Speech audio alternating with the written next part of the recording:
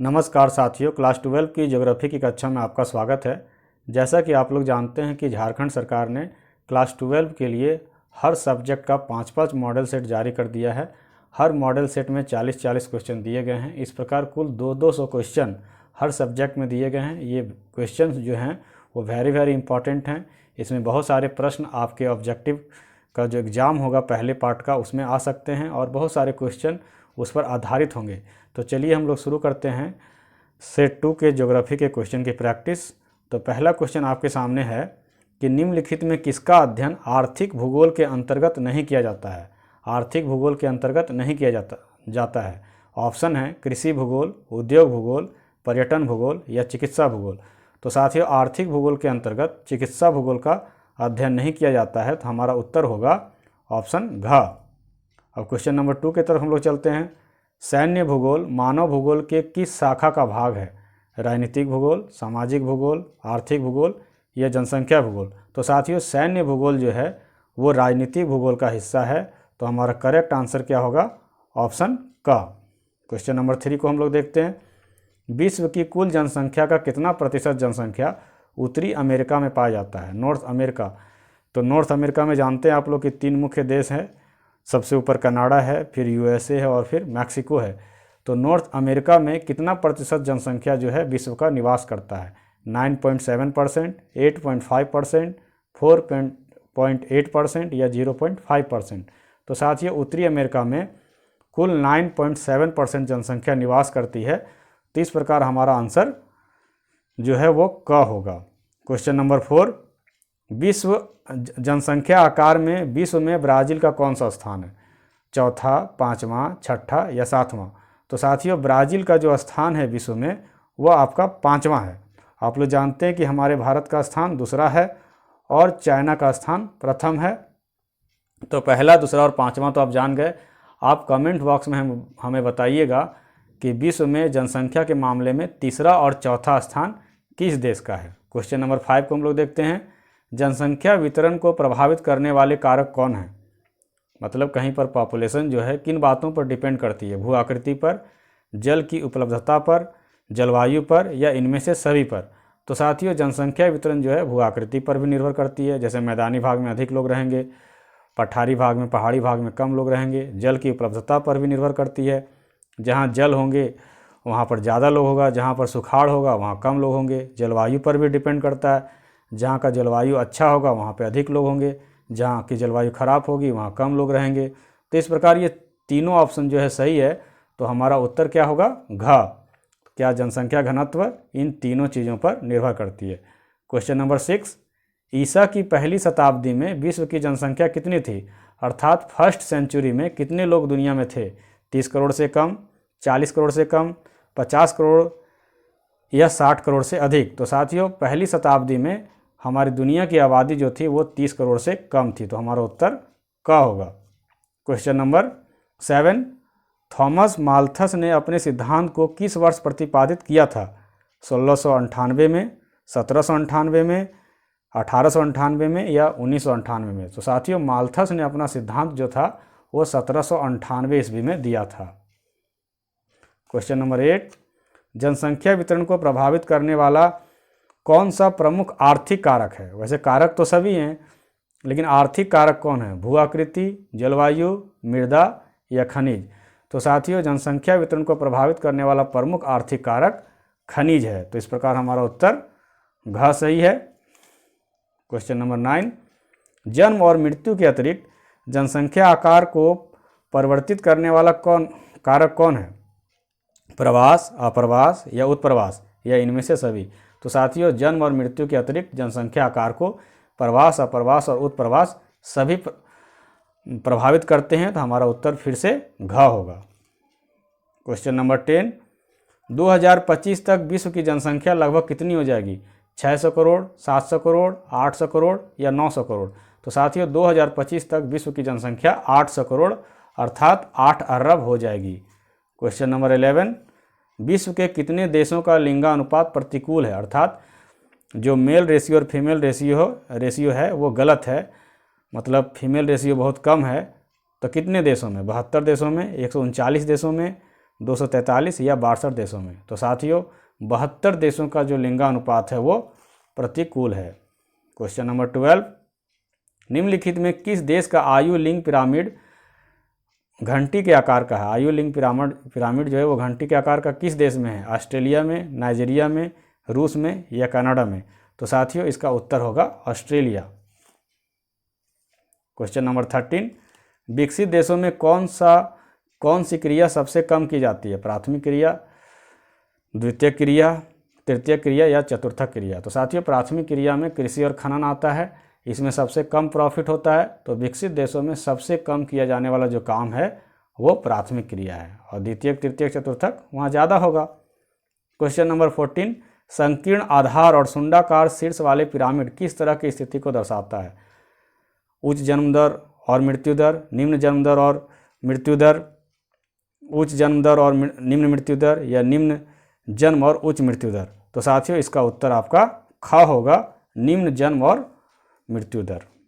Question number 15, निम्नलिखित में कौन मानव विकास का स्तंभ है? मतलब ह्यूमन डेवलपमेंट का स्तंभ पिलर कौन है? समता, सतत पोषणीयता, उत्पादकता या सभी? तो मानव स्तंभ का विकास का ये सारे स्तंभ हैं, तो हमारा उत्तर होगा घ। क्वेश्चन नंबर 16, मानव विकास सूचकांक स्कोर 0.701 से 0.799 के बीच का स्तर क्या कहलाता है? अति उच्च सूचकांक, उच्च सूचकांक, मध्यम सूचकांक या निम्न सूचकांक? तो साथियों 0.701 से 0.799 जो है वो उच्च सूचकांक को दर्शाता है। उच्च मानव विकास समूह में कितने देश सम्मिलित हैं? अर्थात ह्यूमन डेवलपमेंट इंडेक्स में कितने देश शामिल है जो हाई लेवल को दिखलाते हैं? 53, 68, 83 या 79? तो साथियों इसमें 53 देश शामिल हैं, तो हमारा उत्तर होगा 53। क्वेश्चन नंबर 18, मानव विकास सूचकांक में भारत के किस राज्य का स्तर बेहतर है? अर्थात ह्यूमन डेवलपमेंट इंडेक्स में कौन से स्टेट का परफॉर्मेंस अच्छा है? केरल का, बिहार का, झारखंड का या पंजाब का? तो साथियों सबसे अच्छा परफॉर्मेंस जो HDI में है वह केरल का है, क्योंकि यहाँ पर शिक्षा और स्वास्थ्य की कंडीशन जो है वो बहुत अच्छी है। क्वेश्चन नंबर 19, इनमें कौन विन्यास के आधार पर ग्राम का प्रकार नहीं है? मतलब गांव का प्रकार नहीं है? कौन? मैदानी ग्राम, पठारी ग्राम, तटीय ग्राम या पशुपालक ग्राम? तो साथियों पशुपालक ग्राम जो है वो आंसर होगा इसका। क्वेश्चन नंबर 20, च्युइंगम किस वृक्ष से प्राप्त होता है? च्युइंगम तो आप लोग सबको खाए होंगे, तो बताइए ये किस वृक्ष से प्राप्त होता है? सेनोटा से, लटावा से, रोटावा से या जेपोटा से? तो साथियों च्युइंगम जो है वो जेपोटा वृक्ष से बनता है, तो हमारा उत्तर घ होगा। रेन डियर कहाँ पाया जाता है? तो रेन डियर आप लोग जानते हैं बरसिंघे के आकार का होता है, हिरन टाइप का। तो कहाँ पाया जाता है? अमेजन बेसिन में, कांगो बेसिन में, आर्कटिक और उपध्रुवीय क्षेत्र में या पंपास क्षेत्र में? तो साथियों रेन डियर जो है वो ठंडे इलाका में पाया जाता है, और आर्कटिक और उपध्रुवीय प्रदेश जो है वो ठंडा जगह है, तो हमारा उत्तर ग होगा। क्वेश्चन नंबर 22, इनमें कौन शीतोष्ण घास मैदान का उदाहरण नहीं है? प्रेयरी प्रदेश, स्टेपी प्रदेश, पंपास प्रदेश या मानसूनी प्रदेश? तो साथियों मानसूनी प्रदेश जो है वो शीतोष्ण घास मैदान का प्रकार नहीं है। क्वेश्चन नंबर 23, फजेंडा शब्द का प्रयोग किस फसल के बगान के लिए किया जाता है? चाय बगान, कॉफ़ी बगान, रबर बगान या नाशपाती बगान? तो साथियों कॉफ़ी बगान को फजेंडा भी कहते हैं, तो हमारा उत्तर होगा ख।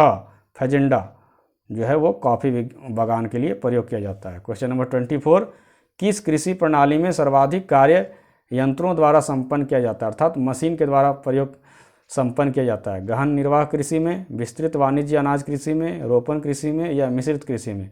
तो साथियों विस्तृत वाणिज्य अनाज कृषि जो है इसका सही उत्तर होगा। क्वेश्चन नंबर 25, इनमें कौन कुटीर उद्योग का उदाहरण है? कुटीर उद्योग अर्थात स्मॉल इंडस्ट्री, छोटे उद्योग कौन सा है?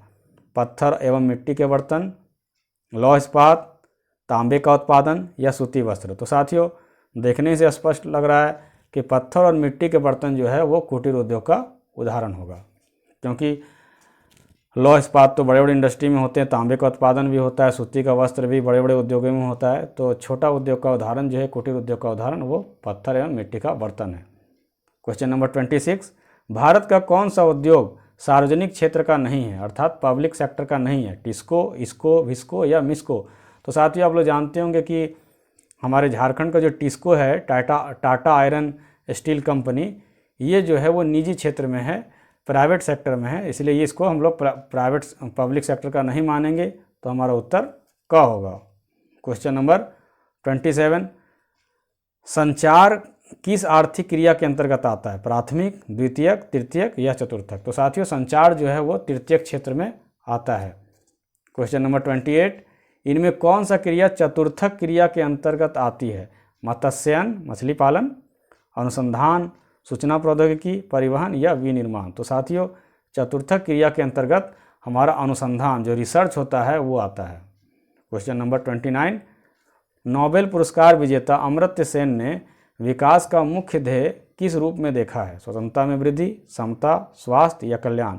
तो साथियों अमर्त्य सेन के आधार पर समता जो है वह ज़्यादा जरूरी है, तो हमारा उत्तर हो जाएगा ख।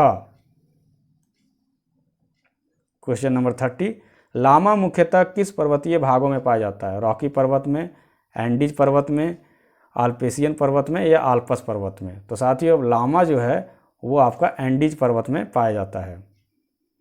क्वेश्चन नंबर 31, यूनानी शब्द मेगालोपोलिस का प्रयोग सर्वप्रथम किसने किया? पैट्रिक गिडीज ने, जीन गॉटमैन ने, लेविस मम्फोर्ड ने या वाल्टर बर्ली गिफन ने? तो साथियों इस शब्द का उपयोग जीन गॉटमैन ने किया था, तो हमारा उत्तर होगा ख। क्वेश्चन नंबर 29, जो गांव झीलों, तालाबों आदि के चारों ओर की बस्ती बस जाने के कारण विकसित होती है वो क्या कहलाते हैं? वृत्ताकार, रेखीय प्रतिरूप, आयताकार प्रतिरूप या तारे का आकार प्रतिरूप? तो साथियों झील और तालाब गोल होते हैं, वृत्त के आकार के होते हैं, तो स्वाभाविक है कि इसका उत्तर होगा वृत्ताकार। क्वेश्चन नंबर 33, भारत के कौन सा नगरीय क्षेत्र में छावनी बोर्ड स्थित नहीं है, अर्थात मिलिट्री कैंप कहाँ नहीं है? रामगढ़ में, वाराणसी में, रांची में या धनबाद में? साथियों रामगढ़ में भी है, वाराणसी में भी है, रांची में है, धनबाद में हमारा जो है आर्मी कैंप नहीं है, तो हमारा उत्तर होगा धनबाद। क्वेश्चन नंबर 34, इनमें कौन नियोजित नगर का उदाहरण है? कैनबरा, रांची, मैक्सिको सिटी या कानपुर? तो साथियों कानपुर जो है वो नियोजित शहर अर्थात प्लान्ड सिटी का उदाहरण है। मर्काटो विकसित बाजार किस महादेश में स्थित है? बताइए मर्काटो जो है वो किस महादेश में? एशिया, अफ्रीका, यूरोप या उत्तरी अमेरिका? तो साथियों ये हमारे ही महादेश अर्थात एशिया महादेश में है। क्वेश्चन नंबर 36, ऑस्ट्रेलिया की राजधानी कैनबरा नगर की योजना किसने बनाई? कार्जू बियर ने, लुटियंस ने, वाल्टर बर्ली ग्रिफिन ने या एलन सैंपल ने? तो साथियों कार्जू बियर जो है वो कैनबरा का डिज़ाइन तैयार किए थे। लुटियन जो है वो हमारे भारत के किस शहर का डिज़ाइन तैयार किया था वो आप अपने कमेंट बॉक्स में बताइएगा। क्वेश्चन नंबर 37, शिकागो शहर किस देश में स्थित है? फ्रांस, दक्षिण अफ्रीका, ऑस्ट्रेलिया या संयुक्त राज्य अमेरिका? तो साथियों शिकागो शहर जो है वो अमेरिका में स्थित है। आप लोग जानते हैं कि स्वामी विवेकानंद 1893 ईस्वी में शिकागो में ही भाषण दिए थे और वहाँ से उनकी जो है पूरे विश्व में उनकी प्रसिद्धि हुई थी, तो शिकागो को आप अच्छी तरह से जानते होंगे। क्वेश्चन नंबर 38, इनमें कौन एक द्वितीय क्रिया का उदाहरण नहीं है? कपड़ा निर्माण, मछली पकड़ना, सेवा क्षेत्र और लौह इस्पात निर्माण? तो साथियों कपड़ा निर्माण जो है वो प्राथमिक क्षेत्र में नहीं है, यह द्वितीय क्षेत्र में है। लोहा इस्पात भी द्वितीय क्षेत्र में है, लेकिन मछली पकड़ना ये प्राथमिक क्षेत्र में है और सेवा क्षेत्र तृतीय क्षेत्र में। तो हमारा उत्तर ख और ग दोनों होना चाहिए, लेकिन यहाँ कह रहा है कि नहीं है, तो इसका ऑप्शन सही सेट नहीं किया गया है। क्वेश्चन नंबर 39, इनमें कौन सांस्कृतिक नगर है अर्थात कल्चरल सिटी कौन है? जमशेदपुर, प्रयागराज, चंडीगढ़ या गांधीनगर? तो साथियों आप जानते हैं कि प्रयागराज इलाहाबाद में गंगा जमुना का संगम होता है, इसलिए काफ़ी इंपॉर्टेंट है। तो प्रयागराज जो है वो एक सांस्कृतिक नगर है। लास्ट क्वेश्चन, आमूलवादी रेडिकल विचारधारा ने निर्धनता के कारण बंधन और सामाजिक असमानता के लिए किस सिद्धांत का प्रयोग किया है? किसके सिद्धांत का प्रयोग किया? मार्क्स के सिद्धांत का, रूसो का, अरस्तु का या माल्थस का? तो साथियों आप लोग जानते हैं कि चारों में जो सबसे रेडिकल क्रांतिकारी जो विचार है वो मार्क्स का है, तो हमारा उत्तर जो होगा वो मार्क्स होगा। तो इस प्रकार आप लोगों ने मॉडल सेट 2 के क्वेश्चन का एक्सप्लेनेशन के साथ उत्तर सुना। आपको ये वीडियो कैसा लगा आप कमेंट बॉक्स में ज़रूर बताइएगा। और अगर यह वीडियो आपको अच्छा लगा हो तो आपने अपने 12th के साथियों के साथ शेयर ज़रूर कीजिएगा। और अगर आप हमारे चैनल पर नए हैं तो सब्सक्राइब करना नहीं भूलिएगा और बेल आइकन को भी ज़रूर प्रेस कर लीजिएगा। तो मिलते हैं इसी प्रकार के अगले वीडियो में, तब तक के लिए जय हिंद, जय भारत।